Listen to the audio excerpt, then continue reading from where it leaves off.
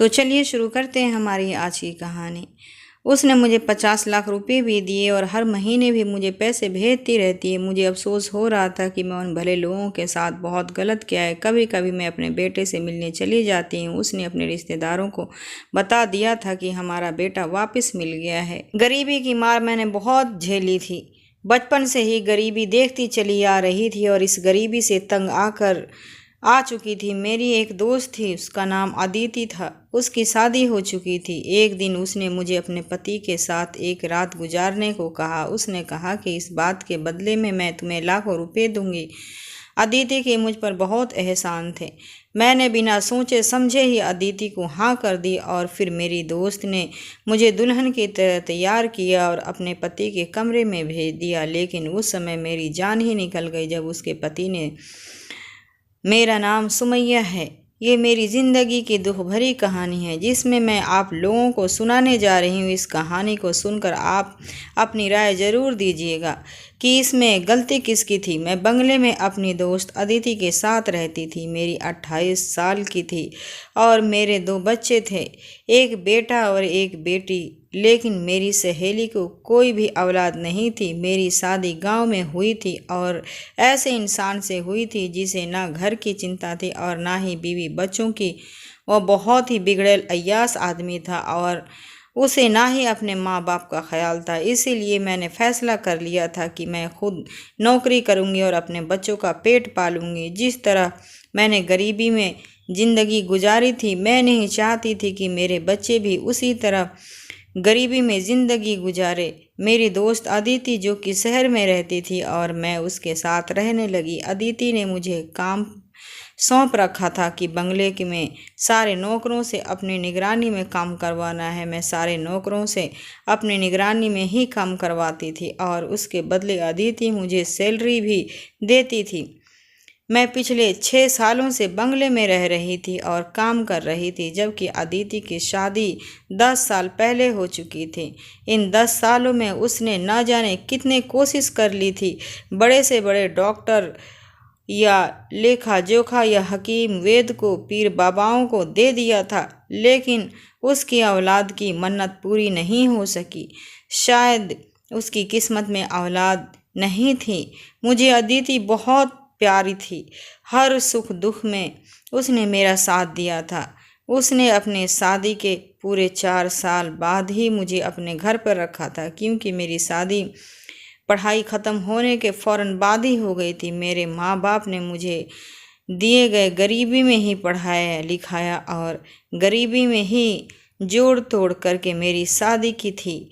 मेरा बचपन अदिति के साथ खेल कूद कर ही पड़ा हुआ था। जब भी कभी मुझे पैसों की ज़रूरत होती तो अदिति मुझे पैसे दे देती। मेरी शादी के कुछ ही सालों में ही मेरे माँ बाप इस दुनिया से चले गए थे। शादी के बाद भी मेरा और अदिति का मिलना जुलना चलता रहा। मैं सारी प्रॉब्लम उससे शेयर करती थी। अदिति कहती थी कि तुम चिंता मत करो, देखना जब मेरी शादी हो जाएगी तो मैं तुम्हें अपने साथ रख लूँगी। वो मुझसे हर छोटी बड़ी प्रॉब्लम शेयर करती थी। जैसा उसने कहा था कि जब उसकी शादी हो गई और मेरे भी उस समय तक 2 बच्चे हो चुके थे, लेकिन गरीबी में मेरे घर में भी वैसी थी जो अदिति ने मुझे अपने बंगले पर बुला लिया। अदिति बचपन से ही अच्छे खाते पीते घराने से संबंध रखती थी। उसकी शादी भी अच्छे घराने में हुई थी। खूब बड़ा बंगला था, नौकर चाकर थे और उसके पति का लंबा चौड़ा बिजनेस भी था। इसके बाद मुझे अपने बंगले पर बुला लिया। मेरी जॉब का भी इंतज़ाम हो गया था। वह मुझे हर महीने सैलरी देती थी और उसको भी एक साथी की ज़रूरत ही थी, क्योंकि उसके सास ससुर नहीं थे। लेकिन जब मैं अदिति का दुख देखती तो मैं उदास हो जाती थी। वह औलाद के लिए बहुत ज़्यादा चिंतित रहती थी। अदिति का पति भी बहुत परेशान रहता था। उसका कहना था कि कुछ भी हो जाए, बस उन्हें एक बच्चा चाहिए। उन्होंने पति पत्नी के बीच इतनी ज़्यादा मोहब्बत थी, लेकिन जब बच्चा ना होने की वजह से दोनों में छोटे मोटे लड़ाई झगड़े शुरू हो गए थे। अदिति के पति का कहना था कि मुझे अपना बच्चा चाहिए क्योंकि मैं अपने माँ बाप का इकलौता बेटा हूँ। मेरे माँ बाप के मरने के बाद मैं अपनी पीढ़ी को यहाँ तक लेकर आया हूँ। मैं चाहता हूँ कि मेरा अपना बच्चा हो और वह मेरे खानदान को आगे बढ़ाए, लेकिन मेरा बच्चा नहीं हुआ तो मेरा खानदान तो यहीं का यहीं ख़त्म हो जाएगा। अदिति के पति नैतिक को अपने खानदान के लिए वारिस चाहिए था। काफ़ी लोगों ने उन्हें ये भी सलाह दी कि वह बच्चा अडॉप्ट कर ले और उसे अपना नाम दे दे, लेकिन अदिति का कहना था कि अपना खून तो अपना ही होता है और पराया पराया ही होता है। नैतिक भी जिद्दी था, उन्हें अपना खून ही चाहिए था। अदिति ने हर तरह से कोशिश करके देख ली, लेकिन वह प्रेग्नेंट नहीं हो पा रही थी और इस बात से वह बहुत ज़्यादा डिप्रेशन में रहने लगी थी। इस चक्कर में उसने जादू टोना भी करवाया था, पीर बाबाओं को दिखाया, लेकिन सारी नाकाम कोशिश चली गई थी और अब वो खामोश होकर बैठ गई थी। नैतिक का कहना था कि अगर उसको उसका वारिस नहीं मिला तो वो दूसरी शादी कर लेगा। अदिति तो नैतिक से बहुत प्यार करती थी। वह नहीं चाहती थी कि उसका पति उसकी आंखों के सामने दूसरी औरत के लाकर रख दे। ऐसा तो नैतिक भी नहीं चाहता था, लेकिन बच्चे के खातिर वो भी मजबूर था। इन सारे मामलों में मैं अदिति का बहुत ही मदद करती थी। वह जहाँ भी इलाज के लिए जाती थी मुझे अपने साथ लेकर जाती, लेकिन इस बार नैतिक ने तो दूसरी शादी करने का पक्का इरादा कर लिया था और उसने कहा भी था कि वह किसी भी हाल में अपना फैसला नहीं बदलेगा, क्योंकि उसे अपने बच्चे के खातिर दूसरी शादी करना ही होगा। इंतज़ार करते करते उसे 10 साल हो गए हैं और अब वह और इंतज़ार नहीं करेगा। अदिति अपने पति की बात सुनकर बहुत ज़्यादा डिप्रेशन में आ गई थी और उसकी आंखों में आंसू भी बहने लगे थे। अदिति की आंखों में आंसू देखकर नैतिक भी परेशान हो जाता था और हर बार उसके आंसुओं से बेबस होकर दूसरी शादी का इरादा बदल देता था। उसने अतिथि को विश्वास दिलाया कि जो इज्जत उसकी अदिति के लिए है वह जगह दूसरी औरत को नहीं दे सकता। उसे दूसरी पत्नी सिर्फ बच्चे के लिए चाहिए। अदिति और नैतिक की मोहब्बत की शादी थी और नैतिक का कहना था कि मोहब्बत हमेशा ही हमारे लिए तुम्हारे दिल में रहेगी। अब तो अदिति की जान पर बन आई थी। अब तो कोई जादू टोना भी काम नहीं आ रहा था। उधर नैतिक ने फैसला कर लिया था, अब मैं घर में लड़ाई झगड़ा भी बढ़ने लगे थे। अदिति अब पूरे घर में परेशान के आलम में चक्कर काट काट रही थी। मैंने अदिति को समझाया, अदिति तुम परेशान मत हुआ करो, देखना सब ठीक हो जाएगा। भगवान पर भरोसा रखो, वह तुम्हारे साथ कुछ भी गलत नहीं करेगा। तुम इतनी अच्छी हो, दूसरों की मदद करती हो, फिर भगवान तुम्हें दुख कैसे दे सकता है। अदिति कहने लगी, तुम्हें नहीं पता सुमैया, मैंने अपने पति की दूसरी पत्नी को कैसे बर्दाश्त कर सकती हूँ। मैं नहीं चाहती कि इस घर में रहते हुए मेरी जगह मेरी सौतन आ जाए। मैं नैतिक से बहुत प्यार करती हूँ, मैं उसे किसी पराई औरत के साथ बर्दाश्त नहीं कर सकती। मुझे क्या पता था कि भगवान मुझे शादी के बाद औलाद नहीं देगा और इस वजह से मेरे पति के दिल में मेरे लिए मोहब्बत कम हो जाएगी। कम ही कम नहीं बल्कि ख़त्म ही हो जाएगी। अगर नैतिक को मुझसे मोहब्बत होती तो वो दूसरी शादी के बारे में कभी नहीं सोचता। मैंने अदिति को समझाया, तुम परेशान मत हो, नैतिक तुमसे बहुत प्यार करता है और वह मजबूरी में ही दूसरी शादी करना चाहता है।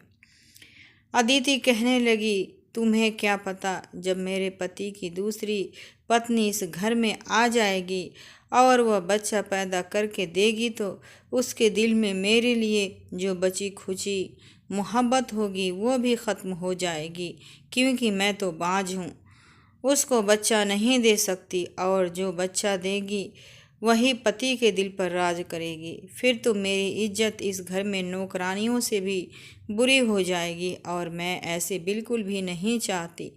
तुम तो जानती हो कि मेरे पापा की शहर में कितनी इज्जत है। मैं एक बहुत बड़े बिजनेसमैन की बेटी हूँ और तुम जानती हो कि मैं बहुत ज़्यादा जिद करके नैतिक से शादी की है। मेरे माँ बाप तो शादी के लिए तैयार नहीं थे।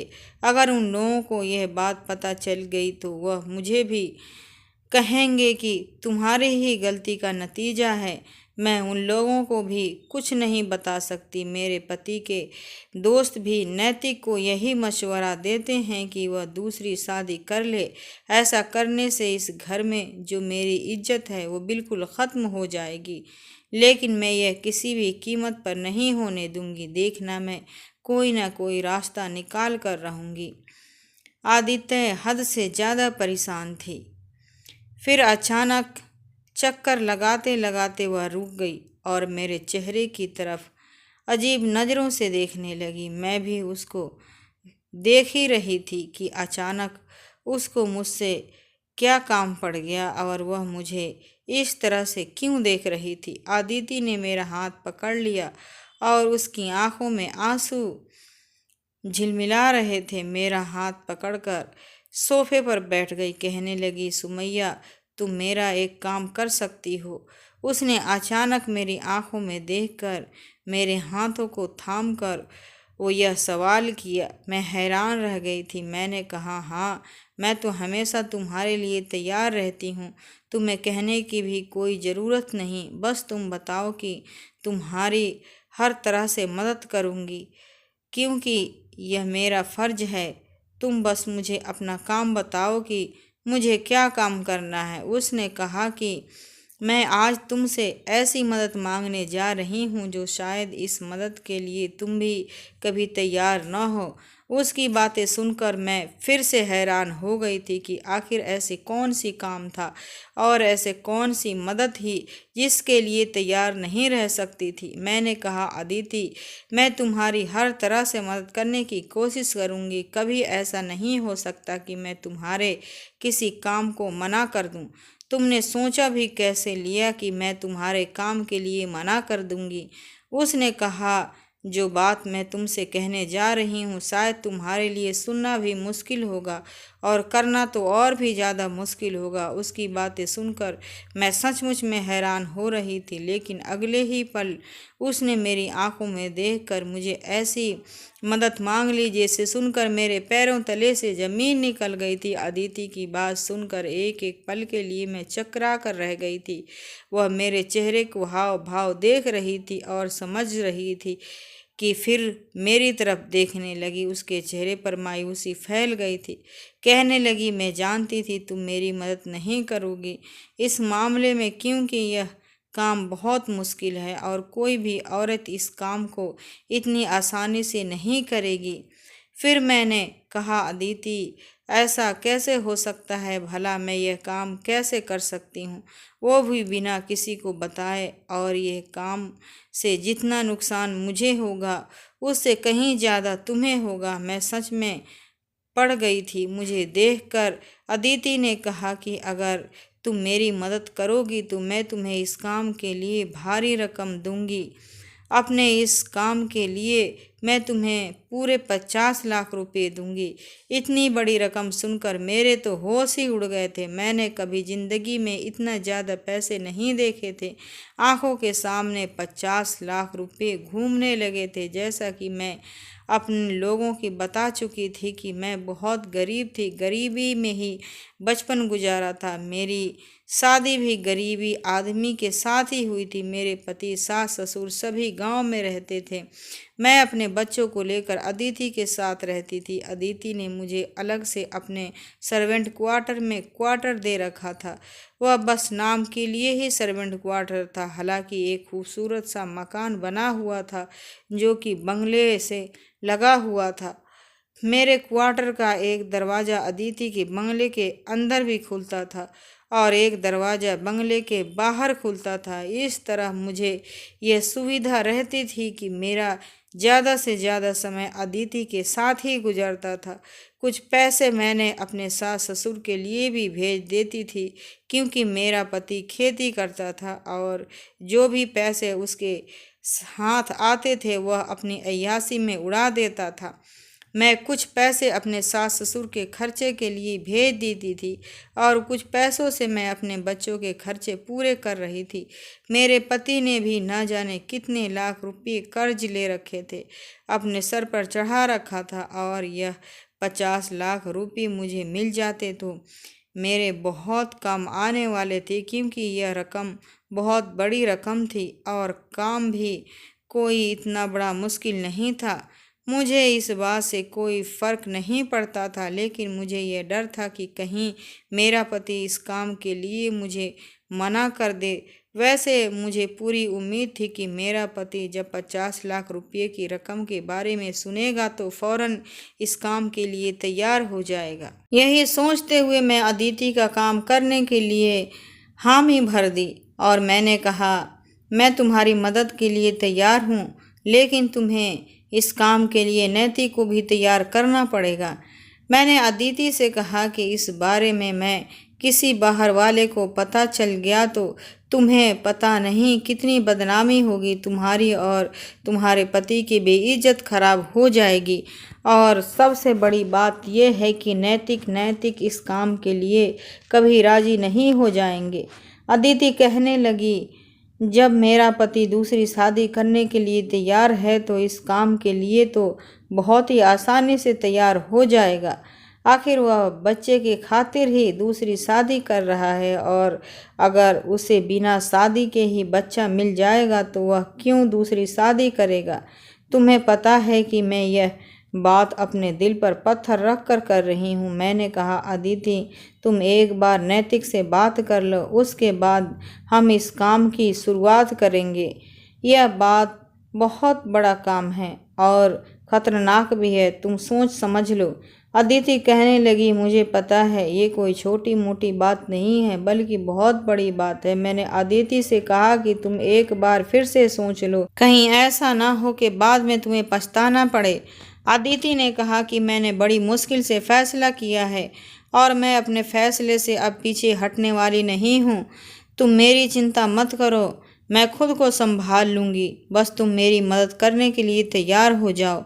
ऐसा ना हो कि सब कुछ ख़त्म हो जाए। अदिति अपने इरादे पे पक्की थी, उसने इरादा कर लिया था और वह पीछे हटने वालों में से नहीं थी। उसने कहा कि सारी ज़िंदगी सौतन बर्दाश्त करने से अच्छा है कि एक ही रात के लिए परेशानी से गुजर जाऊं, इसीलिए उसे यह सब करना होगा। मैंने भी अपने दिल को मजबूर कर लिया था यह काम करने के लिए, क्योंकि यह काम मेरे लिए भी आसान नहीं था। पहले तो मुझे अपने पति से अनुमति लेनी थी, उसके बाद ही मुझे इस काम को अंजाम देना था।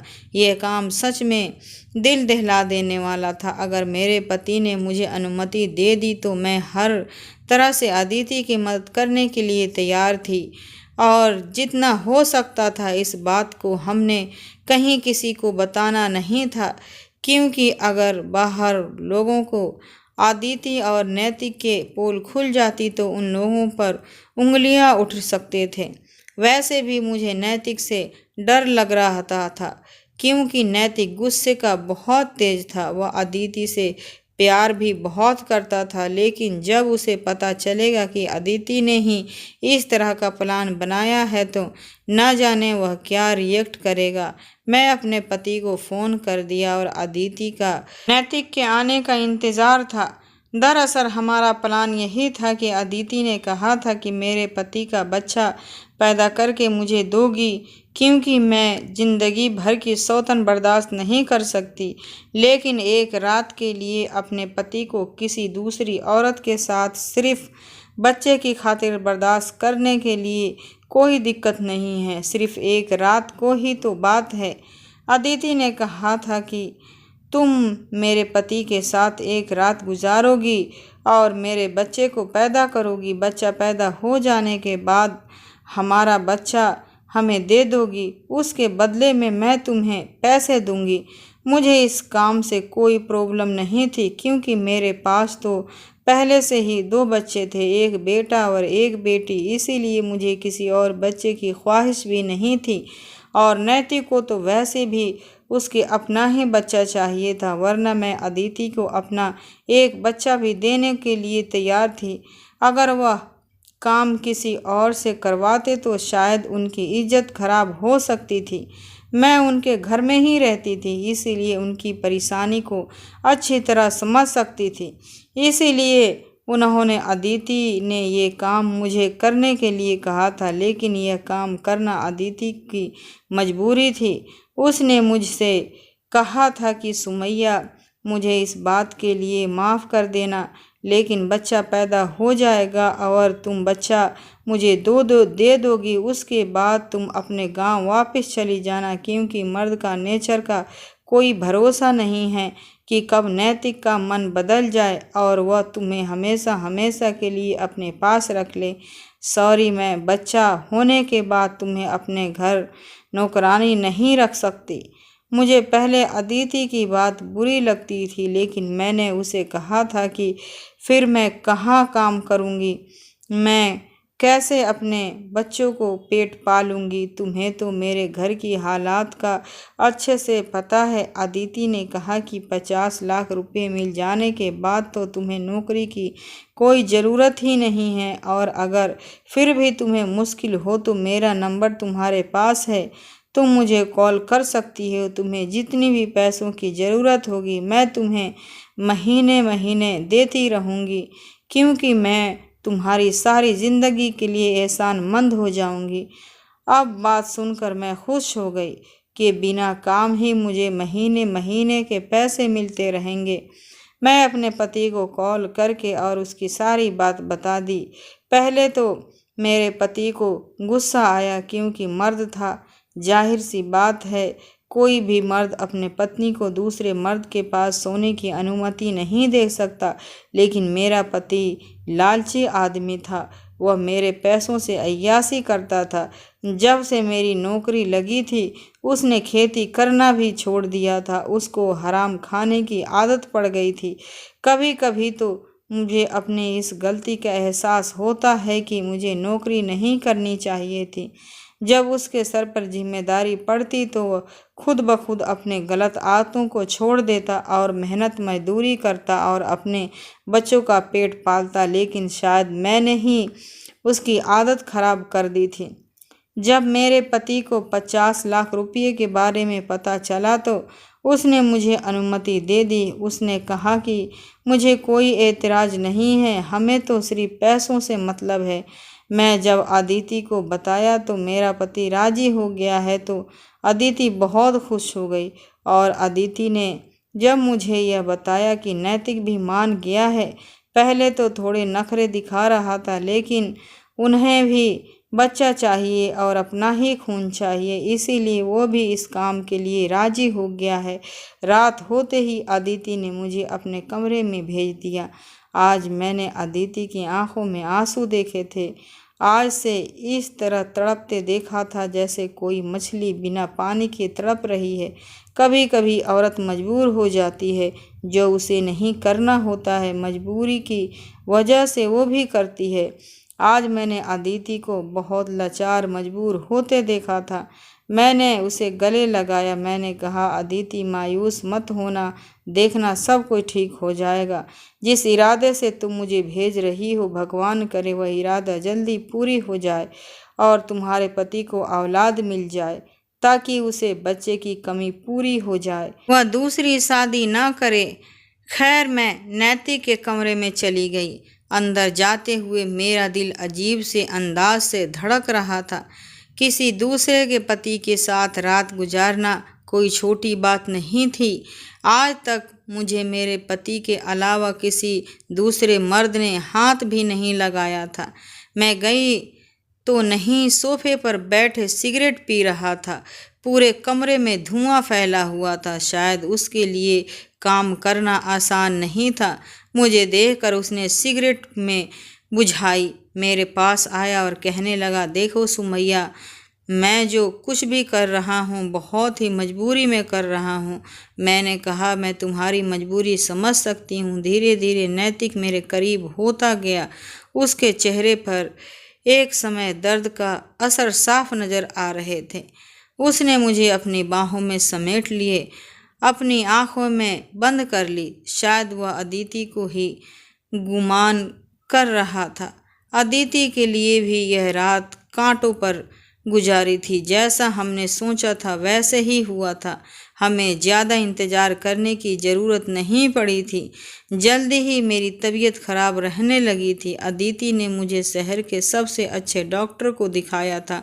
डॉक्टर ने मुझे गुड न्यूज़ सुना दी कि अदिति और नैतिक बहुत खुश हो गए। अदिति ने बहुत ज़्यादा नैतिक खुश था। उसकी खुशी का तो ठिकाना ही नहीं था।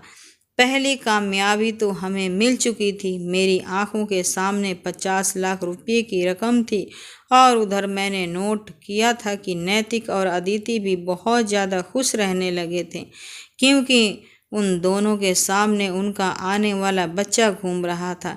नैतिक ने अपने सारे रिश्तेदारों में खबर फैला दी थी कि अदिति प्रेग्नेंट है। अदिति के सारे रिश्तेदार भी खुश हो गए थे। अब उन लोगों ने सुकून की सांसें ली थी, क्योंकि अब उनकी सारी परेशानियां खत्म होने वाली थी। नैतिक की खुशी देखकर तो मुझे एक पल के लिए घबराहट हो जाती थी।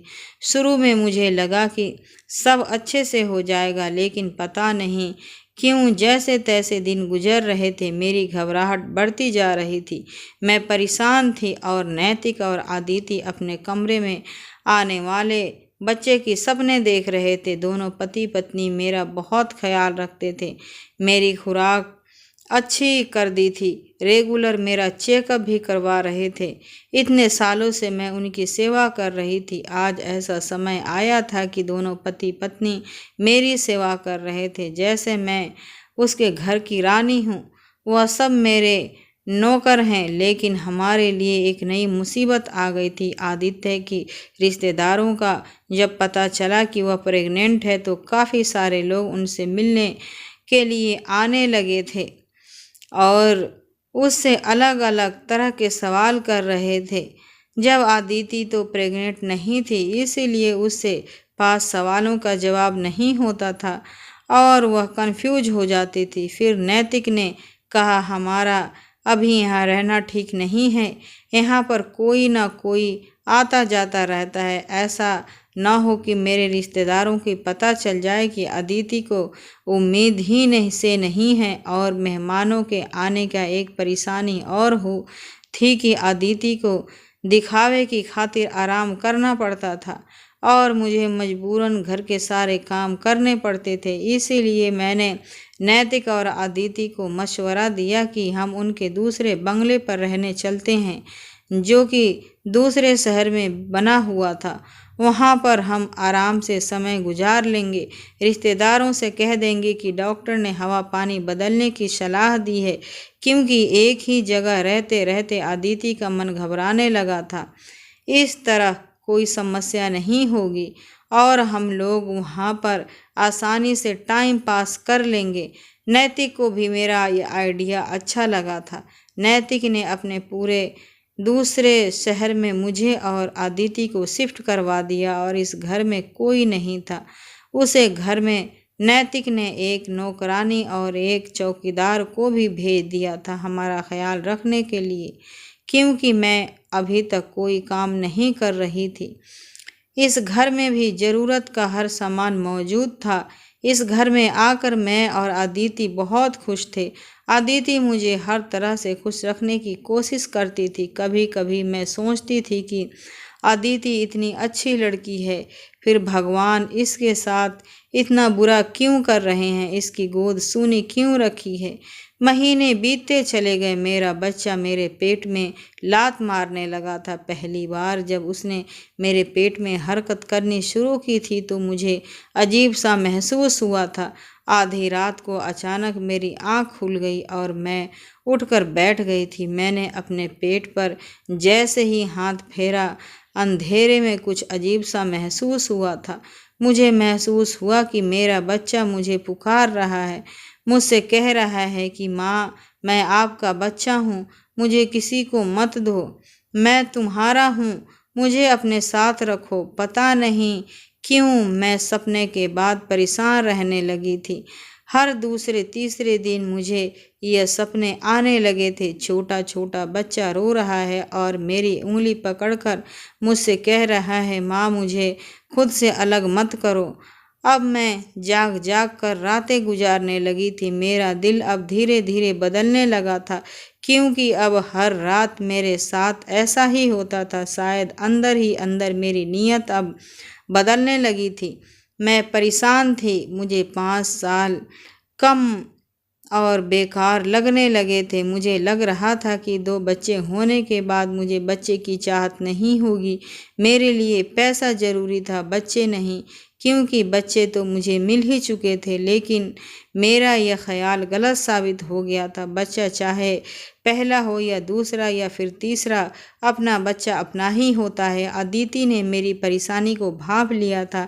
एक दिन मैंने नैतिक और अदिति को बातें करते सुन लिया था। अदिति ने नैतिक से कह रही थी कि कहीं ऐसा ना हो कि मौका आने पर सुमैया की नीयत बदल जाए। नैतिक ने कहा कि ऐसा नहीं हो सकता, उसकी नीयत कभी भी नहीं बदलेगी, क्योंकि उसके पास तो पहले से 2 बच्चे हैं और उसे पैसों की सख्त ज़रूरत है, बच्चों को नहीं। वो मुझे बार बार सवाल करती थी कि मैं खामोश क्यों रहती हूँ। नैतिक भी मुझे हर हफ्ते इस घर पर चक्कर लगाने आया करते थे और वह ढेर सारे फ्रूट्स और खाने पीने की ज़रूरी सामान ला कर देता था। हर महीने डॉक्टर से मेरा चेकअप भी चल रहा था। फिर जैसे तैसे करके डिलीवरी का दिन आ भी गया। आदित्य ने फौरन यह बात नैतिक को बताई। वह बहुत ज़्यादा खुश हो गया था, क्योंकि इतने महीने में नैतिक और आदिति ने मेरे ऊपर पैसा पानी की तरह बहाया था। इधर मेरा दिल बार बार अपने बच्चे के लिए तड़प रहा था। रात का टाइम था और अदिति ने मुझे कहा कि सुबह हमें हॉस्पिटल जाना है, क्योंकि मेरा बच्चा पैदा होने में सिर्फ आज की रात रह गई थी। अगले दिन लगभग 9 बजे के टाइम पर मुझे हॉस्पिटल में एडमिट होना था। यह यहाँ सुनकर मुझे डर लगने लगा था। मैंने दिल में सोचा कि अपना बच्चा किसी को नहीं दूंगी। भले ही इस बच्चे का बाप नैतिक था, लेकिन माँ तो मैं थी जो उसको जन्म देने वाली थी। पूरे 9 महीने मैंने इस बच्चे को अपने पेट में पाला है। मैं उसे दूसरों की औरत के गोद में कैसे डाल सकती थी। मैंने सोच लिया था कि वह बच्चा मेरा है। मैं इसे 50 लाख रुपये में तो क्या 50 करोड़ में भी किसी को नहीं दूंगी। मेरी नीयत और मेरा इरादा दोनों ही बदल चुके थे। मैंने देखा अदिति रात होने के बाद अपने कमरे में जा चुकी थी। मैं जल्दी से अपना सामान पैक किया और अपने दोनों बच्चों के साथ लिया। मेरा बड़ा बेटा 8 साल का और जबकि बेटी 5 साल की थी। मैं चुपके से वहाँ से भाग गई। मुझे अब लेबर पेन भी शुरू हो चुका था, क्योंकि मेरी डिलीवरी का समय हो चुका था। मैं जल्द ही निकल आई और मैं रात होने से वाली बस पकड़ ली और सवार हो गई। मैं नैतिक और अदिति को अपना बहुत बड़ा धोखा देकर वहाँ से भाग आई थी, क्योंकि मुझे अपना बच्चा चाहिए था। पीछे नैतिक और अदिति का क्या हाल होगा, मुझे इस बारे में कुछ भी नहीं पता था। मुझे सिर्फ अपने बच्चे का ख्याल था। मैं अपने गांव पहुंच गई थी, लेकिन अब मुझे दर्द तेजी से शुरू हो गया था। मैं अपने घर नहीं गई थी, क्योंकि मेरा पति तो वहाँ पर 50 लाख रुपये की उम्मीद लगाए बैठा था। मेरे पति का बहुत सारा कर्ज था और इन 9 महीनों में उसने 50 लाख रुपये की न जाने कितने सपने सजा रखे थे। अगर मैं उसके पास खाली हाथ जाती तो मुझे उम्मीद थी कि वह मुझे वापस नैतिक के पास ले जाता और पैसे वसूल करता, क्योंकि वह बहुत ही लालची इंसान था जो अपनी पत्नी को दूसरे मर्द के साथ 50 लाख रुपये के लिए रात गुजारने के लिए भेज सकता है। वह कभी उसकी ममता को नहीं समझ सकता और 50 लाख रुपये के बारे में सुनकर वह जितना खुश था, उसकी खुशी में तो मैं बहुत बता नहीं सकती थी। जब भी मेरी उसकी फ़ोन पर बातें होती थी तो वो पैसों के ही रेट लगाए रखता था। जब पैसे आ जाएंगे तो मैं ये करूँगा, मैं वो करूँगा। मैं गांव में एक दाई के पास चली गई। मेरे दोनों बच्चे भी इस औरत ने ही पैदा करवाई थी। मैं दाई के घर पर गई और उसका दरवाज़ा ज़ोर ज़ोर से बजाया। गर्मियों की रात थी। मैं रात के 2 बजे के टाइम वहाँ से निकली हुई थी और सुबह के 6 बजने वाले थे। गर्मियों में तो वैसे भी सब लोग सोकर उठ जाते हैं। दाई ने जैसे ही दरवाज़ा खोलकर मुझे देखा तो कहने लगी, आप बार तुम शुरुआत से ही दिनों में पास नहीं थी। तुम्हारे बच्चे तो काफ़ी बड़े हो गए हैं, फिर तुमने काफ़ी साल बाद बच्चे के बारे में सोचा है। मैंने कहा, हाँ, भगवान की यही मर्जी थी। इतने साल बाद मुझे अब यह तीसरा बच्चा दिया है। यह कहकर मैं खामोश हो गई। मुझसे और ज़्यादा बातें नहीं हो रही थी क्योंकि मुझे दर्द हो रहा था। मेरी डिलीवरी का टाइम आ गया था, इसीलिए मैं आपके पास आ गई हूँ। मुझे मेरा बच्चा सही सलामत चाहिए। मुझे यही डर लग रहा था कि कहीं नैतिक और आदिति ना आ जाए और मुझे मेरा बच्चा ना छीन ले। मुझे जल्दी से जल्दी बच्चा लेकर कहीं दूर जाना होगा। मैं अपने घर भी वापस नहीं जा सकती थी। लगभग आधे घंटे की मेहनत के बाद मेरा बच्चा इस दुनिया में आ गया। मेरी खुशी का ठिकाना नहीं था। मैंने सोच लिया था कि मैं जल्दी से जल्द अपने बच्चे को यहाँ से लेकर कहीं दूर चली जाऊँगी, यहाँ से बिल्कुल गायब हो जाऊँगी, बल्कि मेरे बारे में किसी को कुछ पता ना चल सके। मैं कुछ भी करके अपना बच्चा अदिति और नैतिक को नहीं दूंगी। मैं ये नहीं सोचा कि मेरी जो सहेली थी उसने सारी ज़िंदगी मुझ पर एहसानात किए थे, यहाँ तक कि मैं खुद का भी बच्चा उसे देना चाहती थी। फिर अब अचानक से मुझे क्या हो गया था? मैंने उन दोनों का नमक खाया था। उन्होंने मुझे उसी समय सहारा दिया जब मेरे खाने के भी लाले पड़े थे। मैंने आदिति की सारी अच्छाइयों पर पानी फेर दिया था। मैंने उनको उनके बच्चे के सपने दिखाकर उनकी आंखों के सामने सारे सपने नोच लिए थे। जब वादा करके पूरा करने का टाइम आया तो मैंने उन्हें धोखा दे दिया। मुझे नहीं पता था कि एक माँ इतनी खुदगर्ज क्यों होती है जितनी मैं हो गई थी। मैं अपने तीनों बच्चों को लेकर एक दूसरे गांव आ गई। वहाँ छोटा सा गांव था जहाँ पर बहुत कम लोग रहते थे। यहाँ पर मैंने पुरानी सी झोंपड़ी में अपना गुजारा बसर कर लिया और अपने बच्चों की परवरिश करने लगी। शायद मुझे नैतिक और अदिति ने ढूंढने की बहुत कोशिश की होगी, लेकिन मैं कितनी दूर जा चुकी थी जिसके बारे में लोगों को पता भी नहीं चला था। यहाँ पर भी मैंने लोगों के घरों में काम करना शुरू कर दिया और मैं अपने बच्चों को कम कमाई में ही पाल रही थी, लेकिन शायद मुझे मेरे किए की सज़ा मिलनी थी क्योंकि मैं उन दोनों का दिल दुखाया था। मुझे मेरे किए की सज़ा इस तरह मिली कि एक दिन अचानक मेरी तबीयत खराब हो गई। गांव के ही लोगों ने मुझे मजबूर समझकर एक सरकारी अस्पताल में भर्ती करवा दिया। वहां पता चला कि मुझे कैंसर है जैसे बड़ी बीमारी है और मैं कुछ ही दिनों की मेहमान हूँ। ये खबर सुनकर जैसे मुझे सब कुछ डूबता हुआ नजर आ रहा था। मेरे तीनों बच्चे अनाथ हो जाते, उनका क्या होता? उस रात मैं फूट फूट कर रो रही थी। एक पड़ोसन से मेरी अच्छी जान पहचान हो गई थी। आप मुझे अंधेरे जिंदगी में यह एक रोशनी की किरण नजर आ रही थी। मैं उसके पास गई। मैंने उसके सामने हाथ जोड़ दिए। मैंने कहा कि मेरी एक छोटी सी मदद कर दूं।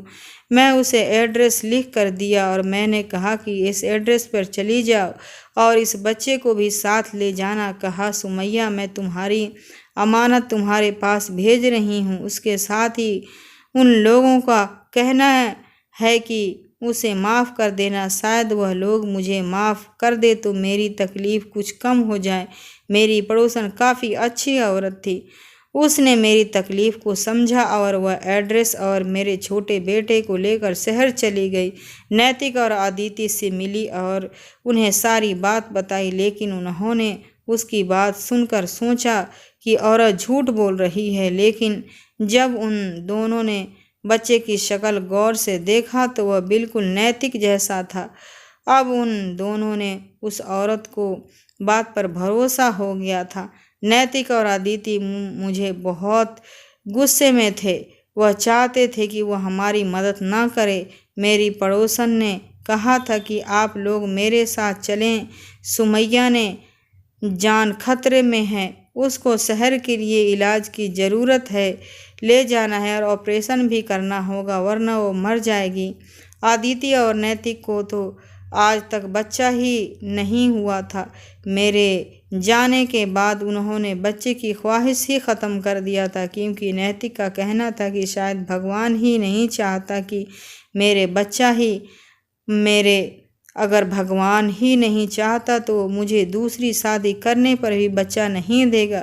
यही सोचते हुए उसने बच्चे की ख्याल दिल से निकाल दिया था। दूसरी शादी भी नहीं की थी। वह दोनों मेरे बेटे के साथ मुझे मिलने आए थे। जब उन्होंने मुझे देखा तो उनकी यादें ताज़ा हो गई थी। जख्म फिर से हरे हो गए थे। फिलहाल उन्होंने मुझे इतने दर्द में तड़पते देखा तो मुझे माफ़ कर दिया, लेकिन मुझे से शिकायत ज़रूर की थी कि तुमने हमारे साथ अच्छा नहीं किया। तुम जानती थी कि हमने हमारे घर वालों से झूठ बोला था। जब तुम भाग गई तो हमने घर वालों से कहा कि हमारा बच्चा अस्पताल में पैदा हुआ था, लेकिन अस्पताल में ही किसी ने चोरी कर लिया। उसका कुछ भी पता न चल सका और हम फिर से भी बेऔलाद हो गए। हमें पता था कि आज 2 साल के बाद अपने बेटे को इस तरह देख सकेंगे। मैंने दोनों से हाथ जोड़कर माफ़ी मांगी। दोनों ने मुझे माफ़ कर दिया। वह लोग मुझे शहर ले गए और वहाँ मेरा इलाज करवाया। शायद भगवान ने मुझे ज़िंदगी देनी थी। मेरी गलती तो बहुत बड़ी थी, जिसके लिए मुझे मौत भी मिली थी। वह भी कम थी, लेकिन शायद मेरे बच्चे के नसीब में था कि मैं बच गई। मेरा पति तो 1 साल पहले ही एक्सीडेंट में मर गया था। मैंने नैतिक और अदिति का बेटा उनको सौंप दिया। इस तरह मैं अपने बच्चे को लेकर गांव चली गई और नैतिक अदिति को उनका बेटा वापस कर दिया। वो लोग अपनी ज़िंदगी में खुश हैं और इधर मैं अपने बच्चों के साथ खुश हूँ। अदिति ने इतने सालों बाद भी अपना वादा निभाया। उनका बेटा मिलने पर उसने मुझे 50 लाख रुपए भी दिए हैं और हर महीने भी मुझे पैसे भेज देती है। मुझे अफसोस हो रहा था कि मैं उन भले लोगों के साथ बहुत गलत किया है। कभी कभी मैं अपने बेटे से मिलने चली जाती हूँ। उसने अपने रिश्तेदारों को बता दिया था कि उसका बेटा। आपको यह वीडियो कैसा लगा कमेंट बॉक्स में जरूर बताएं। मेरे इस चैनल को सब्सक्राइब जरूर करें, क्योंकि मैं आपके लिए लाती हूँ सबसे ओरिजिनल कहानियाँ। शुक्रिया।